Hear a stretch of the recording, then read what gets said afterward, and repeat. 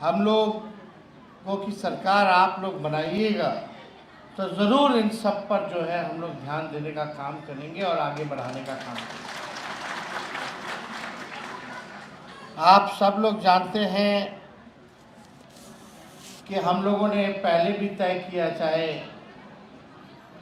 संत रविदास जी हों या कबीर जी हों, ऑफिशियल राष्ट्रीय जनता दल का कहीं भी होर्डिंग पोस्टर होता है तो हम लोगों ने तय किया कि इनका भी चित्र जो है हमारे होर्डिंग और पोस्टर में हर एक कार्यक्रम में लगना चाहिए। और आज के दिन संत रविदास जी, कबीर हों, अंबेडकर जी हों, ये सब प्रासंगिक हैं। इन लोगों ने जो बातें कही, जो संघर्ष किया, हम लोगों के आने वाले भविष्य के लिए किया। रविदास समाज के सभी लोग जो हैं धूमधाम से संत रविदास जी की जयंती को मनाते हैं, लेकिन हम लोगों को समाज में जानना होगा कि अपना कौन है और कौन धोखेबाज है, कौन आपको चीट करता है। बात तो आपकी करेगा लेकिन पीछे से खंजर आपको कौन। राष्ट्रीय जनता दल जो है शुरू से ही, चाहे कर्पूरी ठाकुर जी हों, लोहिया जी हों, अंबेडकर जी हों, काशीराम जी हों, हम लोगों ने सभी लोगों को माना है। हम लोग सामाजिक न्याय के नेचुरल पार्टी, तो उसका नाम राष्ट्रीय जनता दल है। ये बीजेपी के लोग सामाजिक न्याय में विश्वास नहीं करते, ये गॉडसे और गोवलकर में विश्वास करते हैं। ये लोग आरक्षण विरोधी लोग हैं, ये लोग संविधान विरोधी लोग हैं। हम लोगों का मांग था, लड़ाई लड़ते थे, संघर्ष करते थे कि जाति आधारित गणना होनी चाहिए। हम लोगों की मांग थी कि भाई आरक्षण की सीमा को बढ़ाना चाहिए। जब हम लोगों को मौका मिला सरकार में आने का तो हम लोगों ने जाति आधारित गणना कराया और आरक्षण की फीसदी को हम लोगों ने 65%, हम लोग जो बैरियर तोड़ते हुए 65% पिछड़ा, अति पिछड़ा, दलित, आदिवासियों का हम लोगों ने करने का काम किया। आपके आरक्षण को बढ़ाने का काम किया। आरक्षण तो बढ़ा, लेकिन हमारे चाचा जी पलट गए, बीजेपी आरक्षण को फंसा दिया कोर्ट कचहरी में ले जाकर के। आज राष्ट्रीय जनता दल सुप्रीम कोर्ट में उसकी लड़ाई लड़ रहा है, जमीन पे भी लड़ रहा है, विधानसभा में भी लड़ रहा है।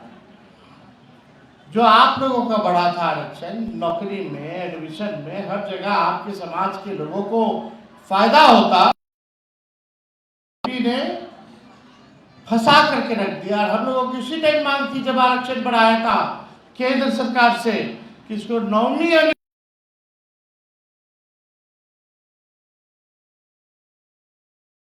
और 9-10 महीना बाद जाकर के कोर्ट कचहरी में इसको फंसा दिया। आज हम लोग लड़ाई लड़ रहे हैं, लेकिन आप लोगों को समझना होगा, होशियार बनना होगा। ये आपकी बात करेंगे लेकिन आपके पीठ में लगातार जो है खंजर भोंकने का काम करेंगे। अपने संविधान को, लोकतंत्र को आप सब सुरक्षित रखें, एकजुट रहें और सांप्रदायिक शक्तियों से, सामंतवादियों से आप लोग लड़ाई लड़ें, ये हम लोग चाहते हैं। और हम लोगों की पार्टी नेचुरल पार्टी है। हम लोग तो सब लोगों को मौका देते हैं, आपके समाज के लोगों को भी मौका देते हैं, मंत्री बनाते हैं। पिछले बार आपके शिवचंद्र राम जी को मंत्री बनाया, चुनाव नहीं जीते तो सुबेदार दास जी को हम लोगों ने मंत्री बनाने का काम किया, सुरेंद्र राम जी को बनाया। तो आप सब लोग जानते हैं कि हम लोग तो हमेशा हर जगह जहाँ हो वहाँ हम लोग मौका देने में चूकते नहीं। आपके समाज को आगे बढ़ाने का जो रास्ता हो उस रास्ता को हम लोग अपनाने का काम करते हैं। और आप लोगों का भी हमेशा हम लोगों को समर्थन और आशीर्वाद जो है मिलता रहता है।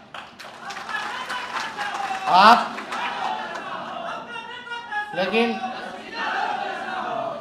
कुछ लोग हैं जन्म के आधार पर कोई अगर अपने आप को श्रेष्ठ समझेगा, बुद्धिमान समझेगा, जन्म के आधार पर, तो हम ऐसा कहना चाहते हैं कि ऐसे लोगों का आप लोग बहिष्कार करने का काम करें।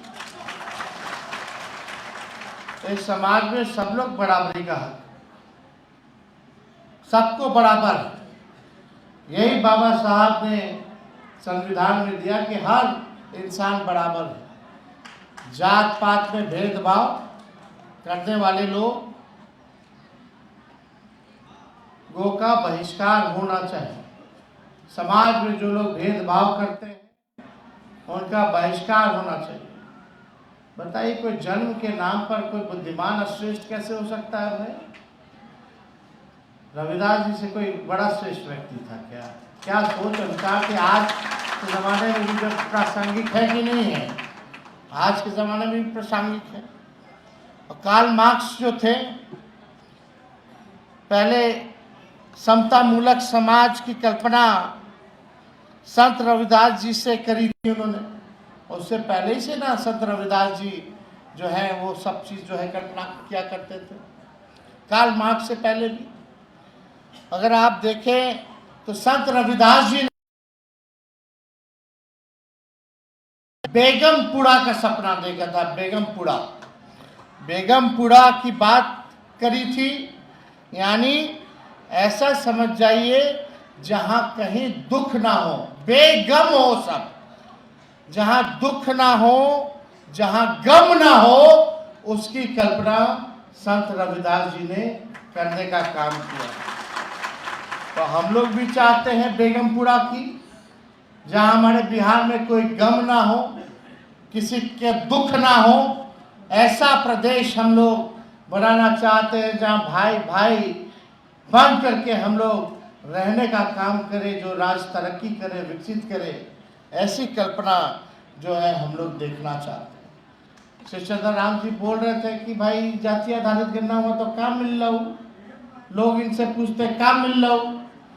अरे जब जाति आधारित गणना हुआ तो तय हुआ जो भूमिहीन है, जिसको परिवार में कोई नौकरी नहीं है, 94 लाख ऐसा परिवार है जिसका 6000 से नीचे का आय है, वो 6000 में क्या करेगा? उसके लिए हम लोग योजना ला रहे थे। जो परिवार में नौकरी नहीं है उसको 2 लाख रुपया का सहायता हम लोग करेंगे। जिसको भूमि नहीं है, जमीन नहीं है, उसको 1 लाख रुपया दिया जाएगा। जिसका पक्का मकान नहीं है उसको पक्का मकान बनाने के लिए 1,20,000 रुपया दिया जाएगा। चले चाचा जी पलट गए, अब बीजेपी आ गई। अब बीजेपी का लोग चाहेगा कि जो शोषित समाज है, जो वंचित समाज है, उसको लाभ मिले। कौन लोग हैं कचरा धोने वाले? कौन लोग हैं मजदूरी करने वाले? कौन लोग हैं टेम्पो ठेला चलाने वाले? कौन है आखिर ये लोग जो भीख मांगने वाले लोग हैं, जिनका भूमि नहीं है, घर नहीं है? आज अगर हम लोग अभी तक रह गए होते तो आज इन लोगों को पैसा मिलना शुरू हो जाता, आर्थिक न्याय शुरू हो जाता, ताकि अपना जमीन ले ले, अपना घर चला सके, अपना पक्का मकान बना सके। खैर, बीजेपी को तो हम कहते हैं जैसे आदमखोर लोग होता है। आदमखोर का मतलब समझते हैं ना? बीजेपी जो है आरक्षण खोर है और आरक्षण चोर है। 65% हम लोगों का आरक्षण खा गया। आज 16% आप लोग को नुकसान हो रहा है। जो तेजस्वी बहाली निकलवाया, 5 लाख नौकरी दिया, 3.5 लाख प्रक्रियाधीन कराया, आज आपके भाई को, आपके बेटे को, बेटियों को नौकरी मिलता 50,000 का नुकसान हो रहा है आप लोगों का। जो आरक्षण लोग खाने का काम किया, जो फंसाने का काम किया। इसलिए हम कहते हैं बीजेपी जो है आरक्षण, जोर से बोले, बीजेपी आरक्षण, आरक्षण खोर और आरक्षण चोर है कि नहीं है? आज ये लाभ आप लोग को मिलना चाहिए था कि नहीं मिलना चाहिए था? जिस परिवार में नौकरी नहीं है 2 लाख मिलना चाहिए था, नहीं दिया। लेकिन हम लोगों ने योजना, हम लोग की सरकार बनेगी तो तेजस्वी इस मंच से वादा करता है कि इस योजना को हम लोग लागू करेंगे, आपकी मांग को पूरा करेंगे। साथ ही साथ अंबेडकर जी की, कबीर जी की, संत रविदास जी की सभी स्कूलों में पाठ्यक्रम में, सिलेबस में उनके 1 नहीं 2 चैप्टर हम लोग डलवाने का काम करेंगे, ताकि लोग उनको जाने, उनके विचार को लोग समझें, उनके विचार को आगे लोग बढ़ाएं। ये काम हम लोग करेंगे। और साथ ही साथ माई बहन मान योजना लाएंगे। हर महीने महिला लोग के खाता में 2500 रुपया डालने का काम करेंगे। 200 यूनिट फ्री में बिजली मिलेगा।